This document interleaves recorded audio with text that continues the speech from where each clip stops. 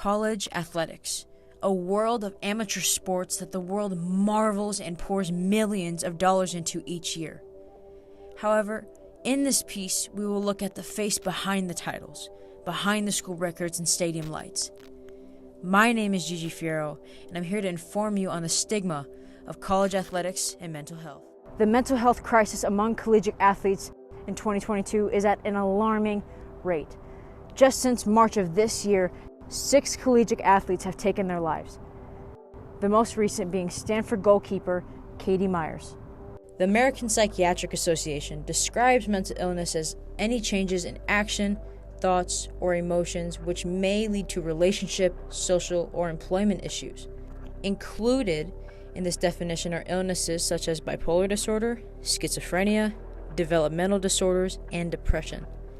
Approximately 19.4% of young adults between the ages of 18 and 25 years old experience some form of mental health disorder such as depression or anxiety.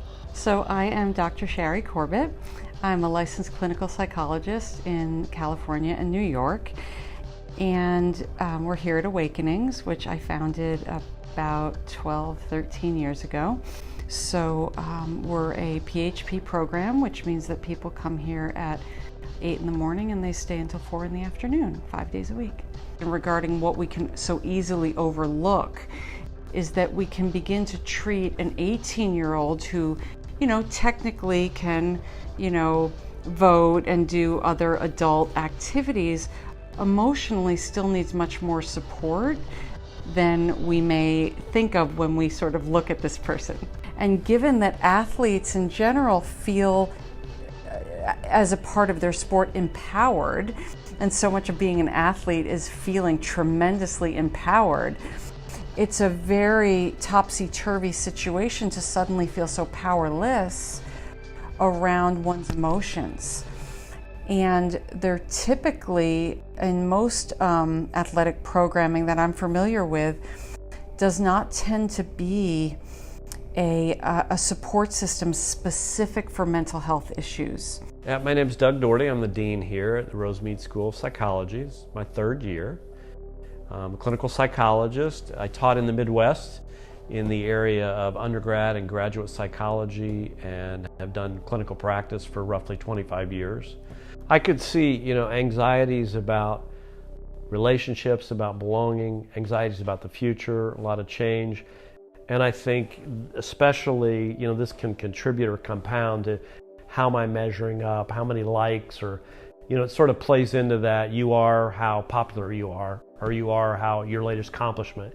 And obviously for athletes, there's some probably unique risk factors there, or amplified risk factors around performance and how I'm measuring up, how I compare to other people. Those devices really encourage that comparison. And I think athletics can do that. Of course, that's competition, right? And I think that, a direction we might go that occurs to me is much like a lot of groups and things we do with our time, there's often some unique risk factors associated with that and protective factors as we think about something like suicide. So, what are some of the risk factors of being a college athlete? What are some protective factors? In a study by Laura Sudano, a licensed marriage and family therapist, found that college athletes are a unique population because of their time commitments, their resources, and their stressors. Now, in her findings, she highlighted that up to 20% of student athletes suffer from depression. Now, if you think about it, Biola has a student athlete population of 500 student athletes. That means 100 of them may or may not suffer from depression. Over the course of this piece, I found in my research that a majority of athletes felt unheard or were uninformed of the resources they may possess on their campuses. So, I wanted to reach out and see how Biola is assessing the crisis that is at hand.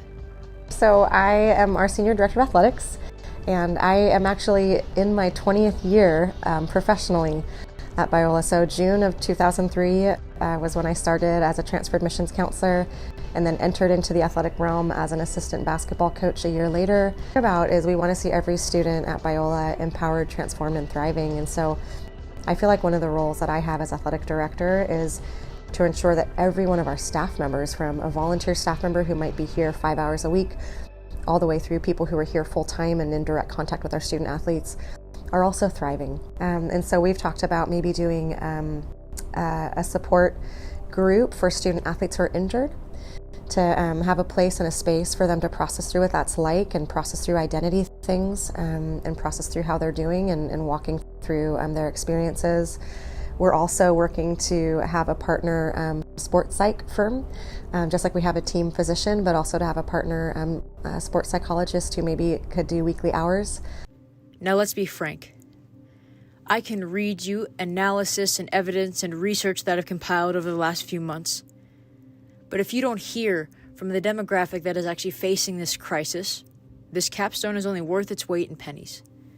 So you will be hearing from 4 student athletes who are willing and vulnerable to share their experience as student athletes here on Biola's campus.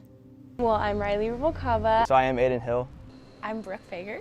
How's it going? I'm Dylan Sunday. I'm on the women's tennis team. This is actually my 3rd college I've been to playing soccer. I am a senior here at Biola on the track team. I specialize in the 400. Play softball. I've played softball since I was little. Like, I don't think people realize like how mentally and like physically exhausting like the lifestyle is. And then your weekends, you're not really resting because A, you're either competing, or B, you're like trying to catch up on what you couldn't do during the week.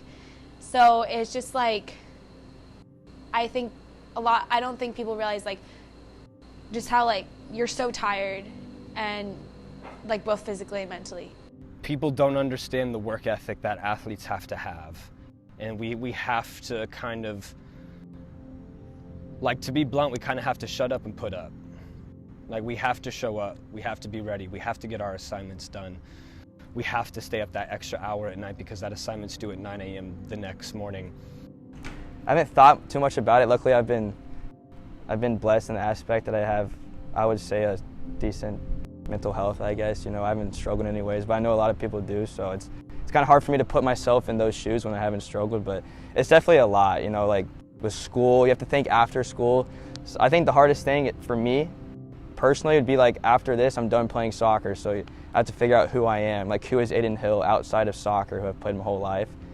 So mentally, that's what is daunting at the moment, but it could be worse, you know, so I'm kind of lucky in that aspect. I think, well, for me personally, I am so hard on myself, so it's really easy to, you know, make an error, pop out, and you're like, oh, I suck. But I heard someone say that your sport is what you do, it's not who you are. So I play softball, that's not who I am. I'm not softball, I'm not my performance. I'm not, you know, the wins and the losses. There is no saying change will come today, or tomorrow, or even years to come. However, this does not negate change in the making. For the sake of our athletes, old, new, and those to come, change is the only option. My name is Gigi Fiero, and this has been a capstone on collegiate athletics and mental health.